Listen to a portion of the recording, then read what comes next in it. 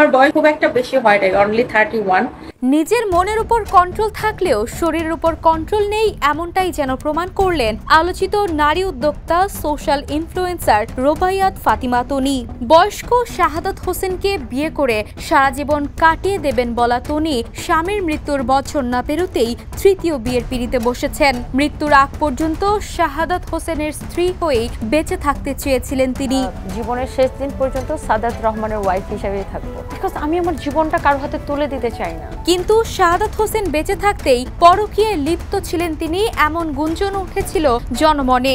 এই বিষয়ে কখনো পরিষ্কার করে কিছু না বললেও বাঙালির সন্দেহ যে সহজে বিফলে যায় না, তাই যেন আবারও প্রমাণ করে দিলেন তনি। যে মানুষটার প্রোগ্রামে আমার পাশে বসে থাকার কথা ছিল। কিছুদিন আগেই স্বামীর মৃত্যুর পর দেশের গণ্ডি পেরিয়ে লন্ডনেও খুলেছেন সানভিজ বাই তনির আরও একটি শোরুম।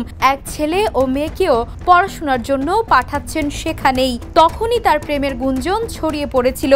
প্রাক্তন স্বামী হাসপাতালের বেডে যখন নিজের শেষ নিঃশ্বাস ত্যাগের অপেক্ষায় ছিলেন, ঠিক তখনই পরবর্তী জীবনের জন্য পুরুষ বাছাইয়ে ব্যস্ত ছিলেন তিনি, এমনটাই বলছেন নেটিজেনরা। সুগার ড্যাডি বলে আমার খুব খারাপ লাগে, ও মোটেই সুগার ড্যাডি না।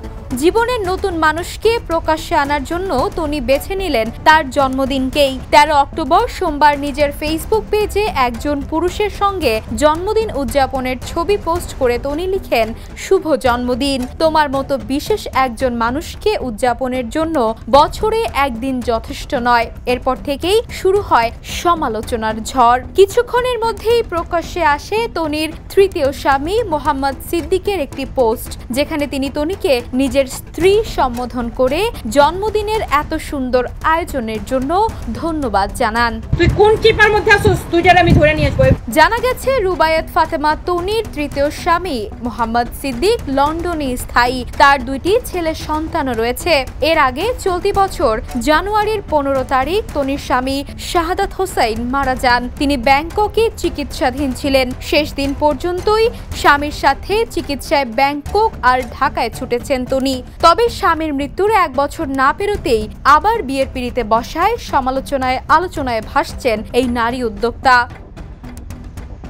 সামাজিক যোগাযোগ মাধ্যমে ভাইরাল হচ্ছে তনির সাবেক স্বামীর সঙ্গে একাধিক ভিডিও, যেখানে তনি বলেছিলেন জীবনের শেষ দিন পর্যন্ত শাহাদাত হোসাইনের ওয়াইফ হিসেবে থাকতে চাই। পাশে বসে এক ইন্টারভিউতে এমন কথা বলেছিলেন তিনি। তনির এ কথায় কেঁদে ফেলেছিলেন তার সাবেক স্বামী।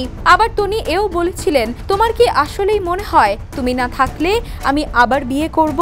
তার স্বামী উত্তরে বলেছিলেন, আমি তোমাকে বিশ্বাস করি, আমি জানি তুমি সেটা করবে না এবং সন্তানদের সঠিকভাবে মানুষ করবে, ঠিক যেন সিনেমার এক রোমান্টিক দৃশ্য।